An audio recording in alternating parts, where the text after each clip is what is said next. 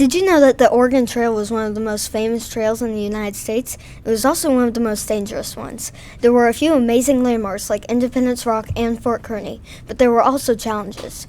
Over 400,000 pioneers used this trail. Originally, Native Americans, fur traders, and trappers used the Oregon Trail. It was rough and difficult to travel, but it was improved over time by ferries and bridges. Many were seeking new opportunities in the West, or were prospectors heading to California, but others were Mormons escaping religious persecution.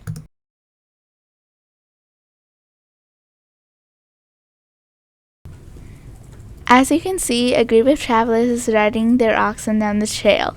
But they see something ahead. The ground was rumbling, and whatever it was getting closer and closer. It was a herd of bison. Soon after, the wagon was damaged, but astonishingly, no one was injured. They needed to stop at Fort Kearny to get spare parts for the wagon. Thankfully, it was right in between the bison and the travelers. They pulled up into the fort, and the bison ran away down the trail.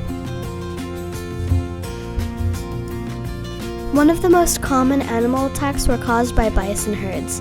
They usually came in groups of 200 individuals, and they were very dangerous. They ripped up wagons and hurt travelers. In Fort Kearny, the groups bought supplies like food, clothes, and things to entertain themselves. They stayed for a night, and the next day, they woke up to find that their youngest child had dysentery. It was unfortunate, but actually quite common. The child had been infected after drinking poorly filtered water. They were lucky not to get cholera, a disease that is caused by drinking water with certain bacteria that wasn't filtered from it. Symptoms included vomiting and watery diarrhea. They didn't have enough money to buy a medicine kit, so they just had to keep going as their child suffered.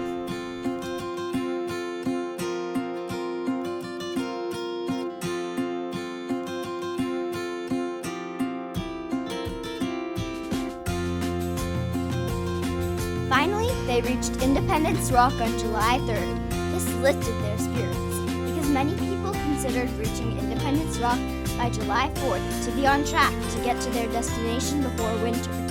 It was given its name because on July 4th, 1830, a party of fur trappers camped near the rock and celebrated independence there. This made it an important landmark. They camped there overnight and headed back in the morning.